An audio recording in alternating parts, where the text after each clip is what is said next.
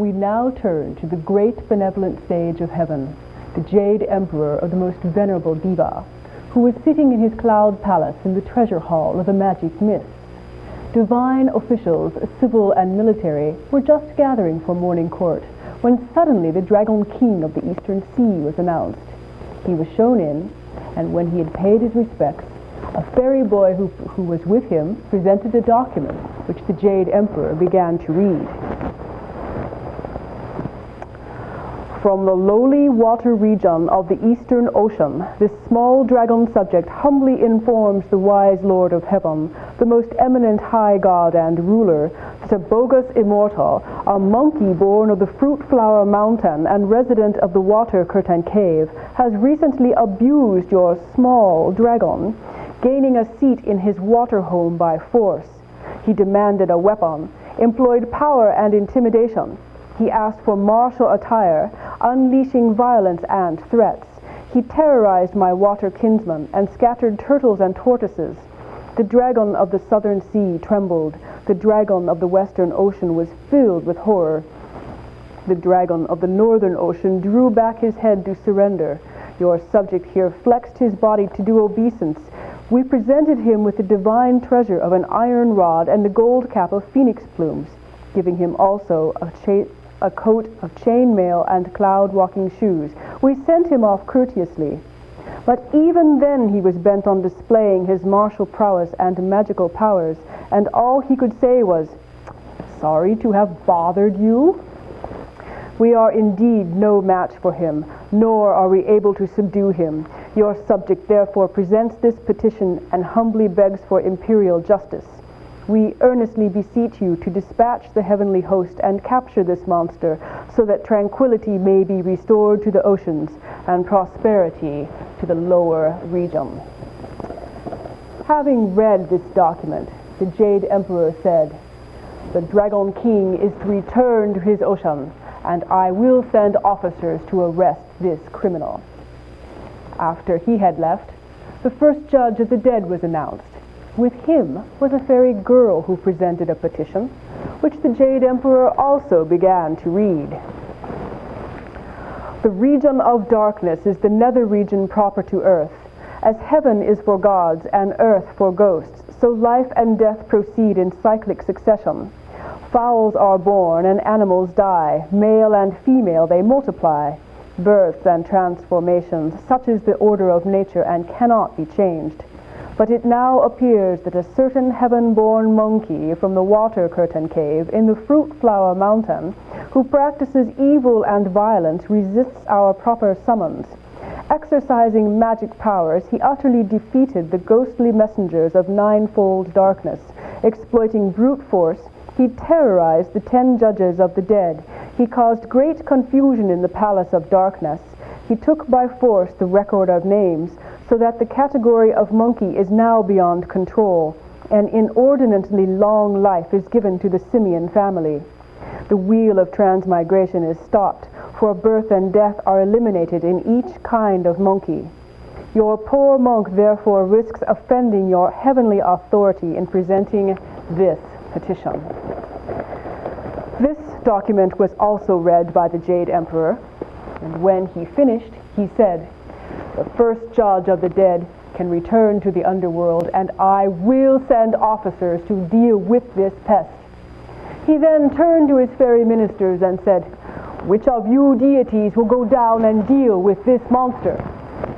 The spirit of the planet Venus came forward. "Highest and holiest," she said, "command this monkey to come before you. Then give him official work of some kind that we can keep an eye on him here. This will save us military operations and may add an immortal to our numbers." The Jade Emperor thought this was a good idea, and so he sent a petition with the Star Spirit to deliver to Monkey. The Star Spirit went out the southern gate of heaven and soon arrived at the mountain of flowers and fruit. When she found Monkey standing at the door of his cave, she said, I am the spirit of the planet Venus. I have been sent by the Jade Emperor to send you a summons that you are to come to heaven to receive an immortal appointment. Monkey took the summons, read it, and called his ministers and his generals to him and said, I have been summoned by the Jade Emperor to come to heaven to receive an immortal appointment. When I get to heaven, I'll have a look around, and if things seem all right, I shall send for the rest of you to come and live with me there.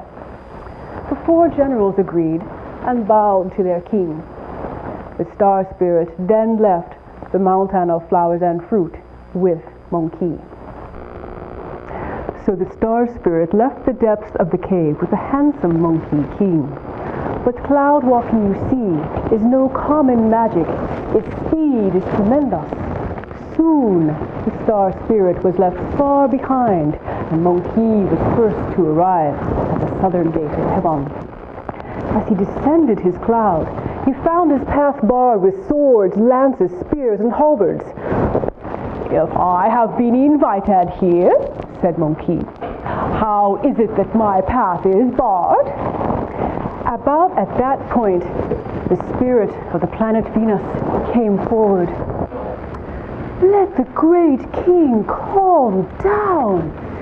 You have never been to heaven before, and these guardians do not know who you are. Once you have seen the Jade Emperor, received an immortal appointment, and had your name registered in the treasure scrolls, you can come and go as you please. Come. So the star spirit and the monkey king went through the southern gate of heaven. The southern gate, its shades of green from glazed tiles were made, its battlements adorned with treasure jade. Inside were posted celestial sentinels, who standing tall beside pillars carried bows and clutched banners. Impressive was the outer court. Overwhelming was the sight within.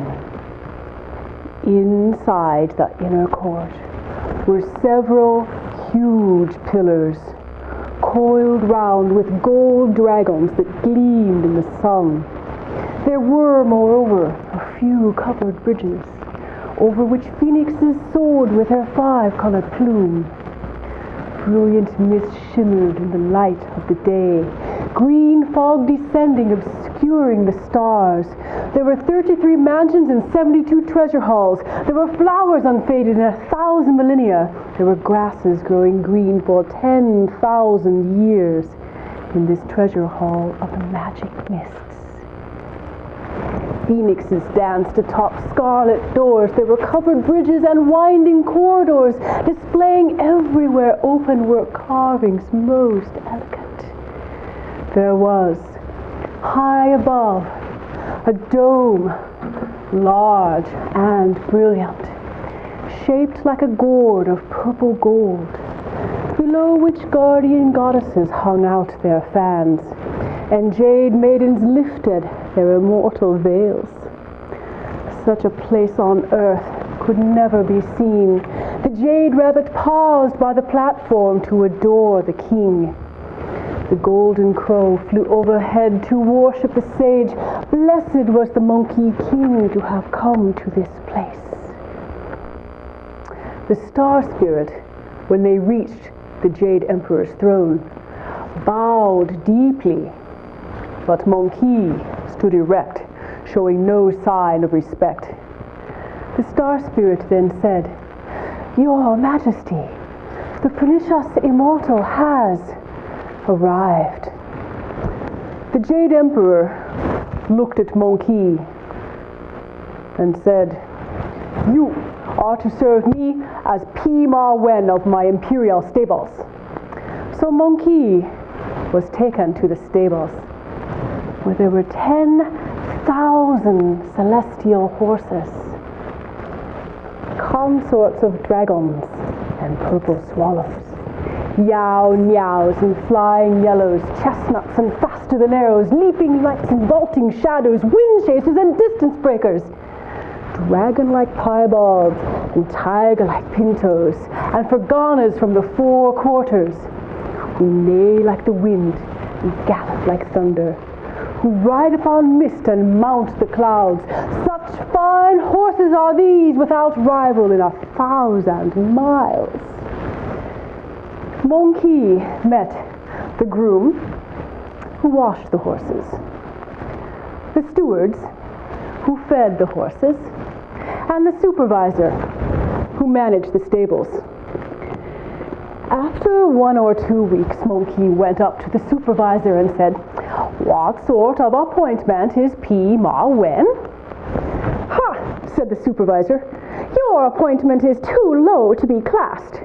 Whenever they have an official who is too low to be classed, they put him to minding the stables.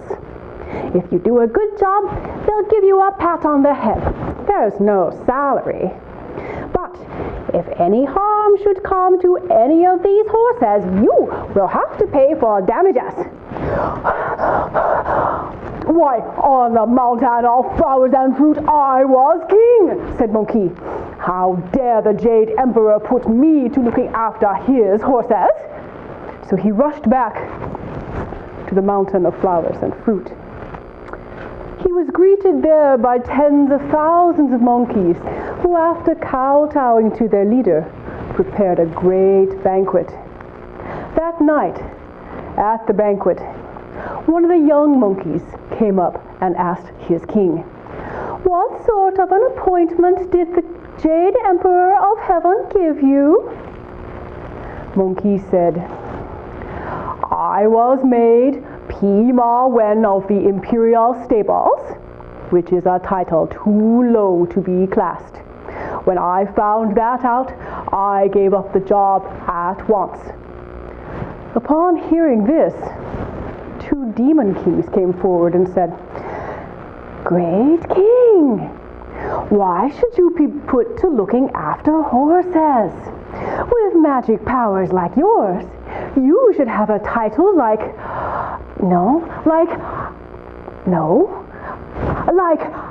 Great Sage, Equal of Heaven, yeah!" Monkey was pleased with the sounds of this, and made the demon kings marshals of his vanguard. He then sent out an order to have the Great Sage, Equal of Heaven, written on banners in large gold letters. From this day forward, he was to be addressed by no other title, and orders to this effect were given out to all who acknowledged him as king.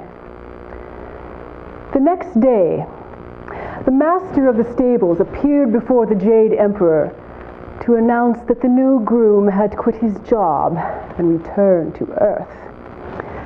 The Jade Emperor sent for Vice Ravana and his son Natha to lead an expedition to arrest Monkey. They appointed the mighty magic spirit to lead the way, the captain of the Yakshas to drive the troops on, and the fish-bellied general to bring up the rear. Soon they were out of the southern gate of heaven and on their way to the mountain of flowers and fruit. After they had set up camp, the mighty magic spirit was chosen to provoke battle. He buckled on his armor and, brandishing his great axe, strode to the mouth of the water curtain cave. There, in a booming voice, he announced, "I am the mighty magic spirit! Come by command of the Jade Emperor to receive your submission. Throw yourself at once upon heaven's mercy, or be sliced to pieces."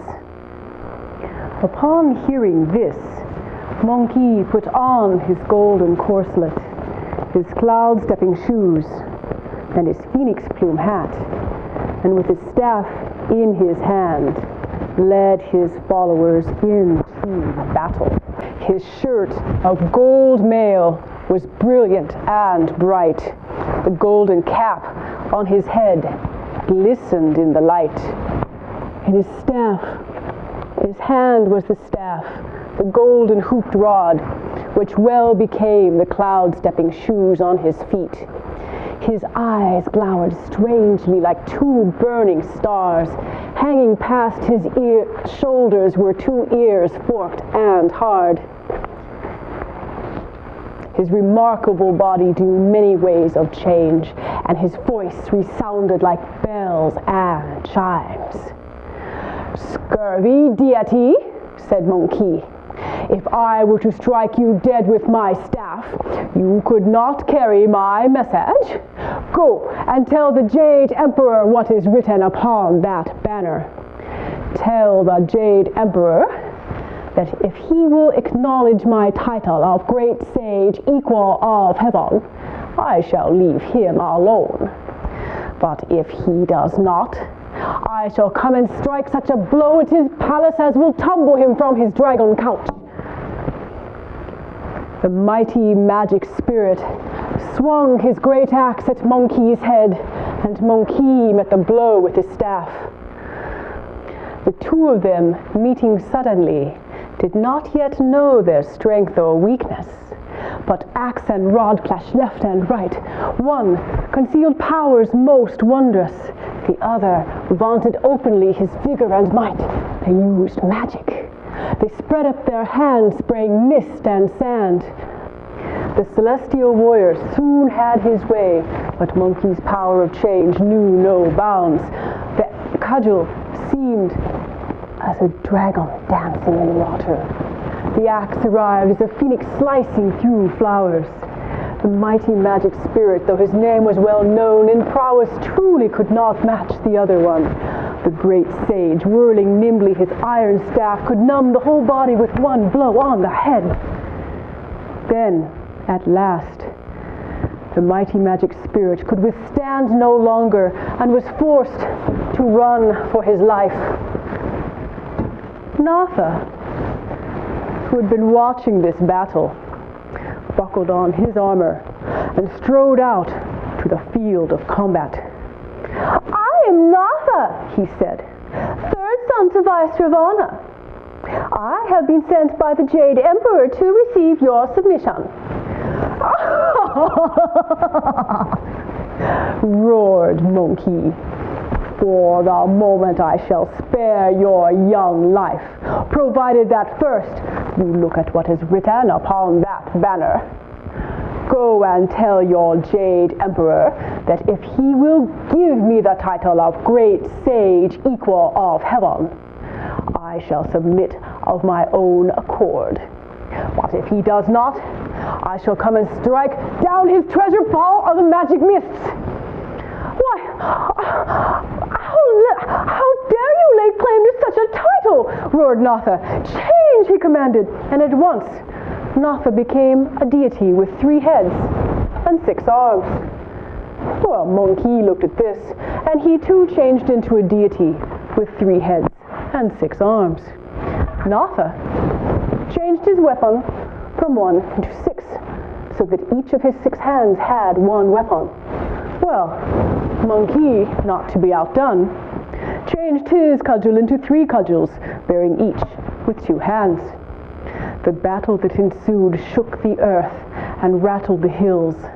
Natha and Monkey meeting each met his match and found each other to be from the same source. One was consigned to come down to earth. The other in guile disturbed the universe. Natha changed his weapon from 1 to 6 to 1,000, then 10,000. Monkey roared with laughter aloud and changed his weapon from 1 to 6 to 10 to 10,000, filling the sky as a swarm of dancing dragons. Sparks fell like stars as they fought. But Monkey was swift. Coming up behind Natha, he laid such a blow upon the shoulder of the prince that the pain caused Natha to return to his proper shape, and he ran back to his father's camp. Vice Ravana, who had been watching this battle, decided to return to the Jade Emperor to ask for heavenly reinforcement.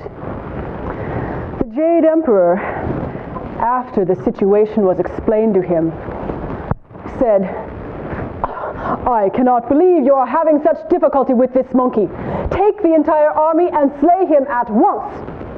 At this point, the spirit of the planet Venus again came forward.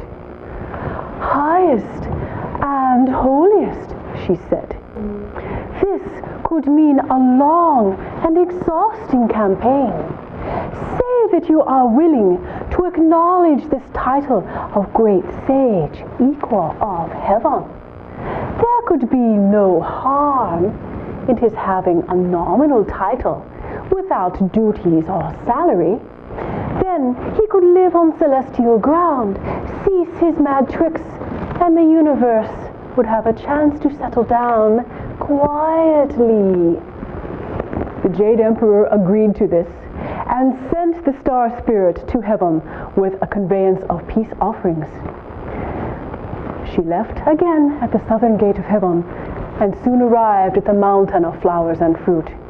There she found Monkey in front of his cave, surrounded by a host of lesser apes who were all dressed in full armor. The star spirit said, "Your Majesty, the Jade Emperor has been informed by your colleagues that you were discontent with your appointment in the stables. The Jade Emperor has decided to award you the title you have assumed. I have been sent to fetch you." So they both set off to the southern gate of heaven. When they arrived at the house of the august presence, the Jade Emperor said, "Oh, I hereby acknowledge your title of Great Sage, Equal of Heaven. But you must engage no more in your mad tricks. You must live quietly." Monkey agreed. The Jade Emperor sent heavenly carpenters to build the offices of the Great Sage to the right of the Peach Garden. Monkey was given 2 attendants, 2 jars of imperial wine, and 10 sprays of gold leaf flowers. Left to his own devices, he lived in such freedom and delight as earth or heaven have never seen their like. Now, the great sage was, after all, a monkey. He had no knowledge of his title, rank, or salary. He was free to come and go as he pleased. One day he traveled east, the next west. He had no definite itinerary. One day, while the Jade Emperor was holding court, a Taoist immortal stepped forward from the ranks to address the Emperor. "Your Majesty," he said, "it seems to me that this monkey sage has nothing in particular to do with his time. We should give him some job duties. Then he would not get himself into mischief." So the Jade Emperor sent for Monkey. "I understand that you have nothing in particular to do, and so I am going to give you a job. You are to look after the peach gardens. I wish you to devote the fullest attention to this work." So Monkey rushed immediately into the peach gardens. There he found young and lovely blossoms filling the trees, and fruits hanging on every branch, weighing down the stems. The young and lovely blossoms filling the trees hung like tufts of rouge. The fruits weighing down the stems hung like balls of gilt. Those that were ripe glowed like faces reddened with wine, while those that were half-ripe were green skin and stalk held. Encased in smoke, their flesh remained green, but sunshine reveals their cinnabar grace.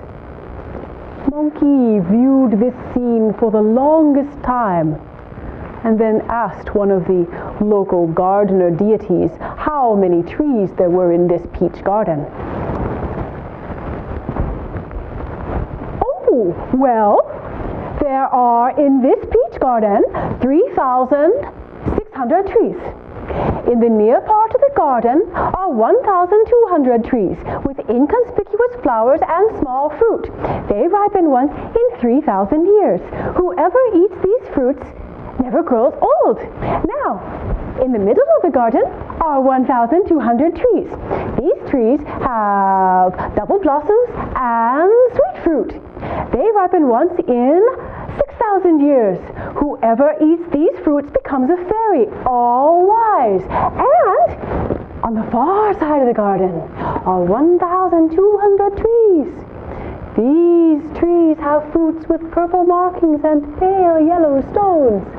These ripened once in 9,000 years. Whoever eats these fruits becomes older than the sun and moon and outlasts heaven and earth. Well, one day Monkey noticed that many of these fruits were ripe, and he made up his mind to eat them before anyone else had the chance. So he took off his court hat, and he took off his court robe, looked for the tallest tree, and began to climb. There, sitting astride a bough, he regaled himself to his heart's content, and then fell fast asleep. One day, Her Majesty, the Queen of Heaven, decided to throw open her treasure hall and hold a banquet for the festival of immortal peaches. She sent her 7 fairy maidens, White Jacket, Red Jacket, Yellow Jacket, Blue Jacket, Green Jacket, Black Jacket, and Purple Jacket, to take their baskets and pick peaches for her in the garden. So, the 7 fairy maidens went out into the garden to pick peaches for their mistress. They went to the near side of the garden, but there were no peaches. They went to the middle of the garden, but there were no peaches. They went to the far side of the garden, and there were no peaches except for one single, solitary, half-ripe, half-eaten peach. When the maiden, whose name was Yellow Jacket, plucked the peach, the branch snapped, and Monkey, who had been sleeping on that very branch, fell to the ground. He awoke with a start and shouted out, "Who so boldly picks my peaches?" The fairy maidens fell to their knees, trembling, and said, "Please don't be angry with us. Our mistress has sent us into the garden to pick peaches for her peach banquet. Please don't hurt us." Monkey said, "Well, am I to be invited to this banquet? I am, after all, great sage, equal of heaven. I do not see why I should not be invited." So one of the fairy maidens checked the guest list.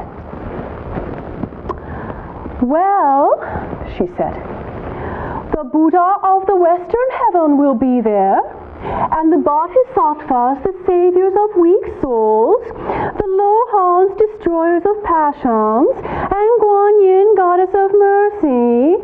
Then there will be the holy emperor of the great mercy of the East, the immortals of the 10 continents and 3 islands, the dark spirit of the North Pole, the great immortal of the yellow horn from the imperial center, and the emperors of the 4 quarters. In addition, there will be the star spirits of the 5 poles, the 3 pure ones, the 4 diva kings, the heavenly diva of the great monad, and the rest of the kings from the upper 8 caves. From the middle, there will be the Jade Emperor, the 9 heroes, the immortals of the seas and mountains, and from the lower 8 caves, there will be the Pope of Darkness and the terrestrial immortals. The gods and divas, both great and small, of every palace and mansion will be attending this happy festival of immortal peaches. Is my name on that list? The fairy maidens could not find his name on the list. So Monkey shouted, "Stay! and the fairy maidens became rooted to the very spot that they knelt. Monkey then hastened towards the pool of green jade. He came to the treasure tower and stepped softly in. There, he found swirling waves of ambrosial fragrance, dense layers of holy mist, a jade terrace decked with ornaments, ethereal shapes of the phoenix soaring, and gold leaf blossoms with stems of jade, a table inlaid with 5-color gold, and jade pots filled with gold leaf flowers. The table was laid out with 8 dainties: dragon liver and phoenix marrow, bear claws and lips of ape, embryo of rabbit and tail of carp, broiled osprey and kumis. Monkey viewed this scene for the longest time, and then suddenly he was overpowered by the aroma of freshly brewed wine. Monkey started looking down every corridor until at last he found at the end of one long corridor a number of fairy servants brewing wine. The wine that had already been made was exhaling a delicious perfume which made Monkey's mouth water. So he changed his hairs into 1,000 drowsy insects, which settled on the cheeks of the servants, causing them to fall fast asleep. Monkey then seized a jug, tilted a jar, set to, and drank deeply.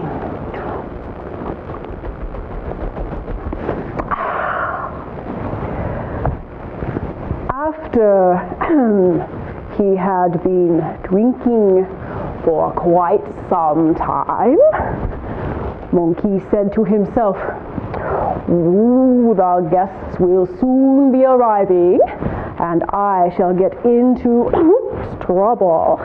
I had better go and have a sleep in my own quarters."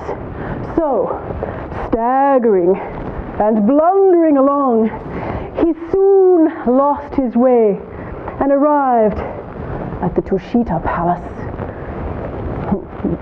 "Why, this is where Lao Tse lives. How did I get here?" He wandered further until he came into what appeared to be a laboratory. There, in this laboratory, he found a burning brazier with 5 gourds round it filled with finished elixir. "Why," said Monkey, "this is the highest immortal treasure. I think I shall try a pill or 2. Then he downed the entire contents. Then, realizing what he had done, he dropped everything, and rushed back to the mountain of flowers and fruit. A flash of banners and gleam of spears told Monkey that his followers were practicing the arts of war. Upon seeing their leader, they threw down their weapons and paid homage to their king. They then offered Monkey a huge stone bowl of date wine. Monkey took the bowl and drank. "This is horrible stuff," said Monkey. "In heaven I tasted jade juice and ruby extract. I shall go back and steal some for you." So he went back to heaven, stole 2 flagons of jade juice and another 2 of ruby extract. Meanwhile, the fairy maidens had remained rooted to the spot where they knelt the entire day. When at last they could move, they picked up their baskets and returned to the Queen of Heaven. When the Queen of Heaven asked them how many peaches they had picked, they said, "Well, We picked 3 baskets of peaches from the trees in the near part of the garden, and 3 more baskets of peaches from the trees in the middle of the garden. But when we came to the far side of the garden, we found nothing but snapped stalks. All the peaches were gone. It seems the great sage has eaten them all. The Queen of Heaven was very upset at this and went straight to the Jade Emperor to tell him what had happened. While she was speaking with her husband, Lao Tse was announced. "I regret to inform your majesties," he said, "that the elixir which I was preparing for the banquet for this evening has been stolen. The Jade Emperor sent for Monkey, but Monkey did not come. The Jade Emperor then commanded the kings of the 4 quarters to marshal the 28 lunar mansions, the 9 planets, the 12 hours, and all the stars to surround the mountain of flowers and fruit so that Monkey could not escape. Because an impish monkey insulted the highest Lord, the saints of all heaven have descended to this mortal earth. The 4 Deva kings made up the main command. The guards of the 5 quarters moved countless troops. The pagoda bearer gave orders from the army's center, with Natha as the captain of the vanward forces. The star of Rahu made the roll call. The star of Ketu brought up the rear. Soma, the moon, displayed a spirit most eager. Aditya, the sun, was all shining and radiant. The 9 luminaries relished a good battle, these celestial guardians of titanic strength. To the east and west, the 5 plagues and mountains. To the left and right, the gods of darkness and right. Above and below, the dragon gods of the 4 rivers. In tight formation, the 28 constellations. Many are the forms of the heaven-born Monkey King. Stealing wine and elixir, he revels in his mountain lair. Because an imp has upset the festival of immortal peaches, 10,000 soldiers of Gavin now spread the net of God. Upon hearing this commotion, Monkey ordered the king of the 72 caves to follow the one-horned ogre into battle. The one-horned ogre and the kings of the 72 caves could get no further than the Iron Bridge. There, the 9 planets barred their path. "You have stolen wine and stolen elixir," they said. "Upset the high feast, carried off Lao Tse's elixir, stolen peaches and wine, and had your own banquet here. We have been sent by the Jade Emperor to receive your submission. If you give in, you will be spared. If not, we shall stomp on your mountain until it is flat and smash your cave to bits." "How dare you talk such nonsense?" said Monkey. "Stand fast and taste my cudgel." The battle began at dawn and lasted till the sun sank far behind the western hills.